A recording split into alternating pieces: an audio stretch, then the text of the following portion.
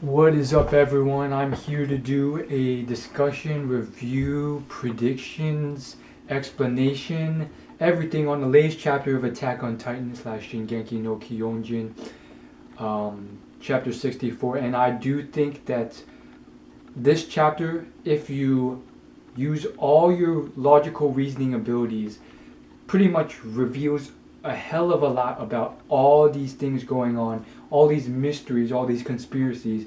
It pretty much answers a lot of the questions. Not everything, but if you read this chapter deeply enough, it answers a hell of a lot of questions. More so than that, this chapter was just one of the best chapters yet of this series. I mean, it's getting so deep, and every chapter is getting better and better. And this one just illustrates how badass everything is about this.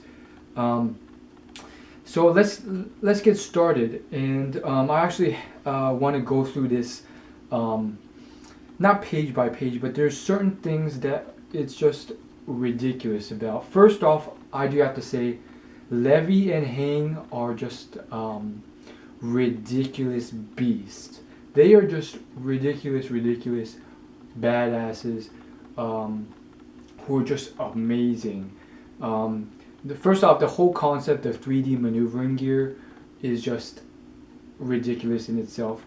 It's pretty much like a mechanical shooting grappling hook that you can keep shooting out and skip around tall objects like Spider-Man or Batman. In fact, I have a feeling it may have been inspired off one of those superheroes. Um, but it's just amazing because it's different in the fact that it allows you to move very quickly in very bizarre ways. I don't understand completely how it can work in terms of physics, because you literally see these people spinning around and doing all sorts of ridiculous acrobatic stunts in the air. But wouldn't that mess up the maneuvering gear, because you're creating all these knots with all these wires you're shooting out? That didn't really make sense, but regardless, the anime makes it look so cool. And Levi is just such a beast in this one.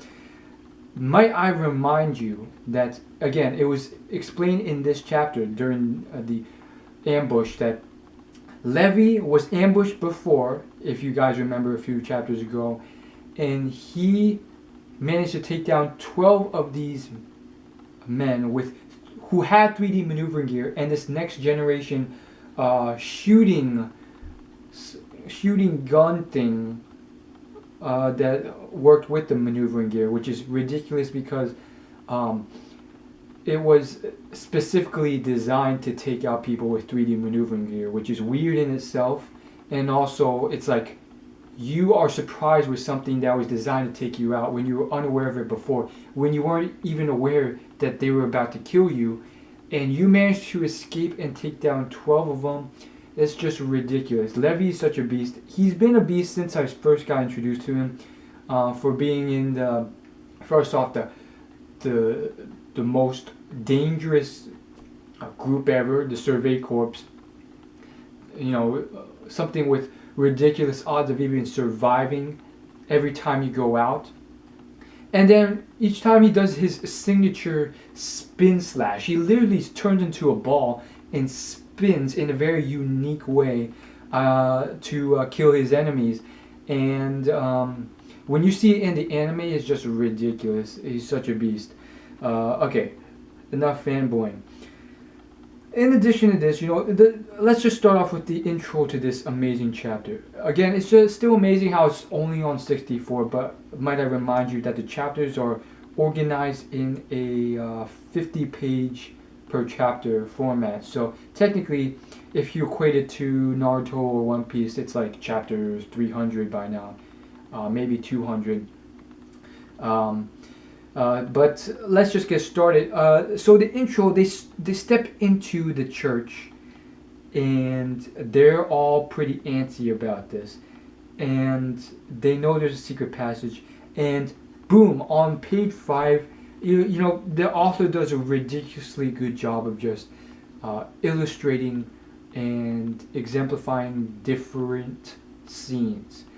This was definitely a dramatic scene where they are all sort of tense, scared, they've prepared, but they're also scared of something going wrong, one of them dying. And the author does a great job of throwing in those scenes with a lot of dialogue, and then throwing out those scenes where there's no dialogue, just very big pictures. And you see this panel here. It's just a zoom in of 1, 2, 3, 4, 5, 6, 7 of their faces, and they all just look very tense. Some, each of them have their own distinct emotions going on. It's just amazing. Some of them are just very tense, looking forward, very stern. Others seem scared. Others seem somewhat like chill, resigned. Levy's, I think he's gotten to a point where he's killed and seen so much bloodshed that he's very chill about the whole thing, even though he realizes how serious it is. Chill because he kind of has to not freak out and mess up, and because he's just so jaded, and then also he's just so he's also a little antsy himself, and it's just ridiculous. So here's where it gets very interesting. You see the entrance to this thing. It seems to be a secret entrance to this enormous cave that's built from some sort of diamond that doesn't, maybe not diamond, some scales or crystals that don't seem to be man-made at all. This giant, enormous cavern with tons of pillars. You see it in the manga, and then you see all these shelves where a bunch of these people with this second generation 3D maneuvering gear is ready to ambush them. And it's just incredible looking at the cavern, how spacious it is, how somewhat eerie and weird and kind of creepy it is. This, like, if you look at it, like, flip to that page, the panels, from everything from the columns on the ground to the walls, they're all very scaly. So it's very very bizarre, because it's like shining white, like crystals, but it's all scaly, like I definitely think what it is, as was hypothesized earlier, like 10 or 20 chapters ago, that certain Titans have the power to sort of use their own body to just create massive walls. And I think this is probably made from some Titan's ability to emanate his own skin or something bizarre like that. I mean, you've seen the crystallization of certain Titans already. Anyhow, you see this, you look up and you see all these pillars and all these people standing there ready to ambush them. And it's just like, holy crap, they're screwed. They are screwed. And then there's this dialogue pretty much saying how they're going to box them in, get them into a corner, use their firepower, and overpower them by numbers, yada yada yada. But also the disclaimer that Levy still managed to bury 12 of our comrades despite a total surprise ambush. So they're like, this is a tough situation. The days that await us are worse than death, since the Central MP and the royal government has both been taken over. So what they represent are pretty much screwed over, at least for now. Again, I don't think they'll be, who knows what will happen with that. Will they really be taking over for that long? Again, just from my manga savvy, I don't think, it seems like everything's going pretty darn well in almost every avenue for the Survey Corps. They're advancing, they're about to rescue the Historia and Eren, and everything's going well. The Central MP and the royal government seem to be taking over, and it all seems pretty fine and dandy. I doubt it though, because the author wants to make money. The author doesn't want to end the series too quickly. The author wants this to continue. He probably has a hell of a lot more ideas, so he has to throw in some wrench to turn the tide, because things are going way too well. It seems like the good guys are about to win, in certain aspects. And I'm just very curious who these people are standing on these ledges. And it's revealed that these are members who decided to be a part of the Central MP Military Police Division. And that just shocks me tremendously, because these are not like corrupt people who know what's going on, or part of the deep inner workings of the government who are in on this conspiracy, or my theory that certain parts of the government know something deep about it. These are pretty much naive people who, just by the spur of luck and their personalities, chose to go with the MP rather than the Survey Corps or any other division. And that is very ridiculous. I mean, almost crazy, because like at the end of the day it all comes down to whether or not you chose the Survey Corps or not, which would have led you in a full-fledged downhill journey towards being on one side or the other. And look at it now. They're both clawing at each other's throats, trying to kill each other, cut each other's necks off. And it all came down. There's one point in the past where they were all on the same team, and they decided whether to join the Survey Corps or not, which is ridiculous. And again, as for my whole theory on some inner workings of the government are in on some sort of conspiracy to brainwash the masses, and that the Titans are allies with this inner working government, I think that whole theory, I think, may have been squashed by this, as I'll explain later. But it seems to me like that can't be true based on what has been revealed in this chapter. It seems like the only person supposedly who knows the whole history and creation of this whole existence, this whole Attack on Titan universe, are these chosen ones who are passed down from generation to generation. And there is no true deep dark rooting of corrupt officials who know what's going on, and are just brainwashing the masses so they get a lot of resources or whatever. Again, it's still a possibility. Don't rule it out. Anytime, it seems like the whole thing's very shocking, because these people now standing on these ledges have chosen the Central MP and have chosen to side with Kenny. And because of all that, because they believe in that, they have decided to fight these people who, for some reason, have decided to go renegade. It's really shocking, because they don't know what's going on. They think, we're just Central MP, and all of a sudden the Survey Corps, a huge division, has decided to go rogue and crazy and ballistic and kill us all. So we have to step in and fight these guys. And the Survey Corps realizes that in order to get justice and figure out all this disturbing new information about the bizarreness of the whole society and how it's not right, have realized that they have to do a lot of killing in order to do what they have to do and figure out this whole mystery, and possibly achieve greater happiness and maybe rid ourselves of all these Titans. And so, it's very tragic. We see both sides who are technically used to be on the same side, and some of them seemingly quite naive, cutting each other's head off. A lot of neck decapitations and arms being cut off. I mean, this chapter is very graphic. You see, I'm sure you've seen it. Like, a lot of people died in this fight, and I think this is one thing that Attack on Titan does well.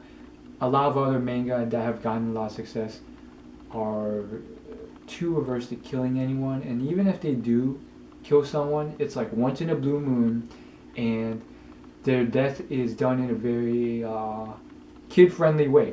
This one, no, you see the blood, you see it splurt, you see heads being chopped off with swords and stuff like that. It's not like Naruto, where one person every so often dies, and when he does, he's has all his arms and legs, and he just falls into the ocean and then just sinks to the bottom of the ocean and just peacefully dies while thinking about things. No. Anyhow, so we go in and boom, another stroke of absolute genius. Okay, I won't go that far. It was decent. Levi has done it again, or in this case it's Hang Sama. Bless her heart. It seems like her arm's been chopped off, so who knows what happens in the next chapter. I think she'll survive, but she'll have to live with one arm. And again, it just shows it shows that you can't, it's like, how are you expected to keep going farther and farther when you only have 7 members left, and each time you risk being outnumbered, and you're probably going to at least kill one of your members. And especially when you have such emotional bonds with all of them, you're going to do illogical things to protect them rather than achieve your main goal and objective. And it just seems like they're screwed. But anyhow, Hang Sama is injured, but we'll get to that. So, boom, in comes in these wheeled barrels of, I guess, gas canisters. And then, when a fire arrow hits one of them, it explodes, launching a lot of smoke and throwing out oil-filled bags with gunpowder. And from there, the smoke masks their positions, allowing some of them to scout around with the 3D maneuvering gear. Genius. Levi-sama, technically it seems like Hang-sama created this whole, I guess you can call it strategy, but I just thought it was ridiculously awesome. For them to go that far and realize, hey, it's probably going to be ambush of some sort. We got to do something. We can't just barge in there. It's pretty darn cool. Surprisingly, we don't see that much of this sort of stuff in other manga. And I would like to challenge this author to go even further. Think 3 or 4 steps ahead. Do even more plot twisters. Maybe they knew that these barrels would come down, and then they decided to do something else. But then we realized Levi thought that perhaps they knew that they would know that these barrels would come out, and so he's doing something else. That would be awesome. But I do think that most other manga do not go this far, especially Fairy Tail. Fairy Tail is definitely a sort of make it up as you go sort of manga, so there's not many twists or turns or deep levels of thinking or anything like that. And so, Levi does this ridiculous thing with the 3D maneuvering gear, as long as others, as well as some others. They go through, scout the whole thing. They shoot out flare guns to mask their presence in the air, preventing them from being spotted in the air. And they just go around, and in an instant, it seems like in an instant, he counts 32 of them. No, 35 of them. And then he yells at all of them, they're all around the pillars, let's go kill them all. Resume the strategy. And boom, they're off running, trying to kill all these people. And then the whole, this whole aerial battle was just amazing. Some of them stayed on the ground shooting, I guess, flares and bows and arrows. But it's just very interesting.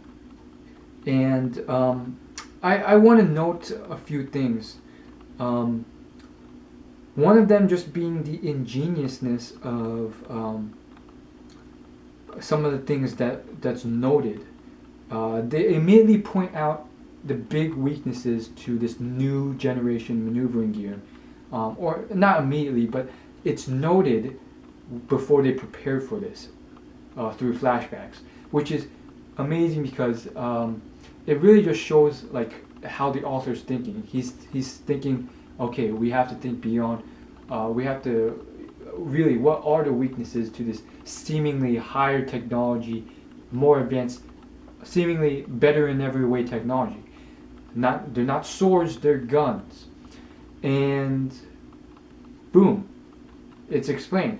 The anchor deploying mechanism and the direction of fire are aimed the same way.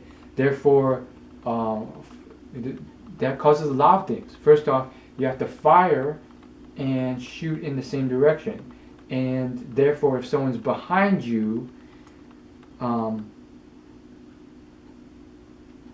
their backsides are supposedly out of the firing range. Is that completely true? I mean, technically you can go like this and shoot behind you, but you kind of have to look in order to do that. And again, it's not as great. But I think the real reason illustrated by this panel is that when you've already shot out your wires, in order to sustain your balance in the air, you kind of have to shoot them in opposite directions and then hold your hands like that. So if your hands are held like this, they're locked in this sort of position. They can't really, if you turn like this, the wiring gets screwed up, I think. I don't know, that's just my theory. Anyhow, it's very, I won't say extremely graphic, because, I mean, it's not that graphic, but what we see here is definitely some very deep stuff.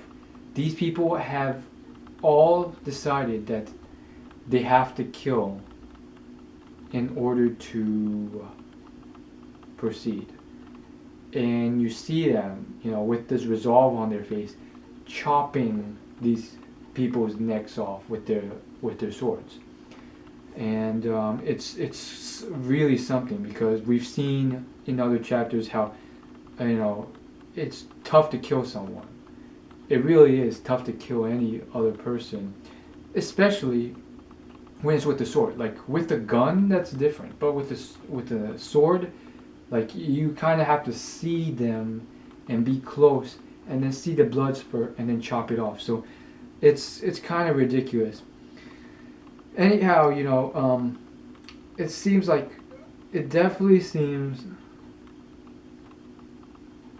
like a lot of them have resolved to do deep things in order to survive. And let's move on, okay? So they then start talking about different other weaknesses to this whole anti-personnel maneuvering gear. Another is that after 2 shots are fired, you have to reload. That's kind of lame, and it takes time to reload. And then obviously, this isn't noted, but it's implied, in close combat range, the swords beat out on the guns, unless you're Kenny. Kenny seems to be, according to Levi, a better version of Levi in every way, but strategically as well. And that's ridiculous, because Levi's always thinking 3 or 4 steps ahead of the game and doing ridiculous stuff. And it turns out Kenny used to be Levi's mentor, but he disappeared for a while, and now he's this bizarre person who's now sided with the government, which is a whole mystery in itself, because at one point he seemed to be some lunatic who killed a lot of people, massacred a lot of people, like as a serial killer. But I think it's explained at the end of this chapter, because you see Kenny come down, and I think his motive for, siding with his enemy is kind of revealed. But we'll get to that.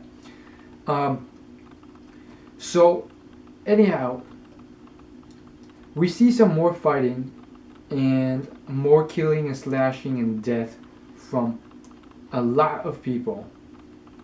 And then we pretty much see something very interesting. We see Levi come in, and you see him spin in with his ridiculous spin, just destroying people, killing them all. And he comes in on this female who seems to be the leader of this group. And from my perspective, it seems pretty obvious. I think this is accurate. He spins in, he's about to kill this girl. Then his eyes widen dramatically, and he prevents himself from doing this. In that moment, the girl shoots and escapes. And from there, she escapes and then wounds Hang Sama. So why did Levi do this? That is the question. I mean, unless I'm looking at it wrong, and Levi did not freeze up, and he simply just missed, then why did Levi do this? Did Levi know this girl? Is there some new knowledge? Maybe this was another apprentice of Kenny's. Probably not. But what's going on there? Let me know in the comments what you think about this, if it's true or not. Moving on though, we see some other stuff. At first I thought that Hang Sama was fine. She wasn't the one who had her arm chopped off. It was the other girl. And I think, this is a classic example. I don't know where I've seen this, but I've seen this in, I guess, war films or anime or something. I've seen it quite a few times. Just someone who's in some sort of battle